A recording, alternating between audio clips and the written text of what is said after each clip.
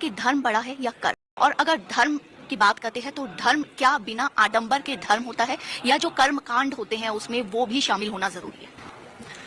देखिए, दो बहुत अलग अलग आयाम हैं जिनमें आपस में एक संबंध है। धर्म का संबंध करने वाले से है। मैं दुखी हूं ना, तो इसलिए धर्म होता है। धर्म की जरूरत ही इसीलिए क्योंकि आदमी पैदा होते ही अपने आप को बंधन में और दुख में पाता है। तो धर्म का जो प्राथमिक उद्देश्य है वो मैं से है। मेरी बेहतरी है धर्म का उद्देश्य, पर्पस। ठीक है, मैं, ये जो मैं है इसको ईगो बोलते हैं, अहम बोलते हैं। इसी को डूअर या कर्ता भी बोलते हैं। तो धर्म का उद्देश्य है कर्ता को ठीक करना। कर्ता, ये जो कर्ता है, करने वाला, ये बहका हुआ रहता है।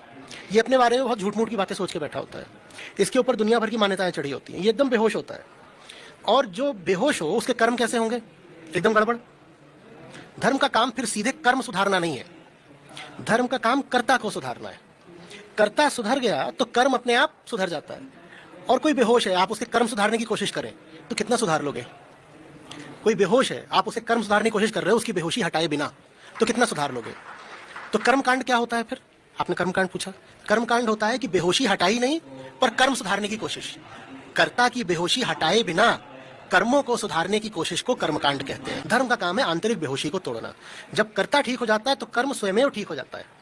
धर्म ये नहीं बताएगा फलाना कर्म करो, फलाना कर्म मत करो। कर्म कैसा हो, क्या करना चाहिए, क्या नहीं करना चाहिए, धर्म कहता है तुम ठीक हो जाओ, फिर तुम खुद ही तय कर लोगे क्या करूं, कैसे जीऊं, क्या खाऊं, क्या ना खाऊं, किससे मिलूं, कब सोऊं, कब उठूं, ये तुम खुद ही देख लोगे। धर्म का काम ये सब बताना नहीं है कि कपड़े कौन से पहनो, रात में कब सोओगे, सुबह कब उठोगे, किस दिन कौन सा भोजन करोगे। धर्म का काम ये सब बताना नहीं है। धर्म का काम है आपको बोध प्रदान करना। और एक बार बोध आ गया कर्ता में तो कर्म अपने आप ठिकाने लग जाता है।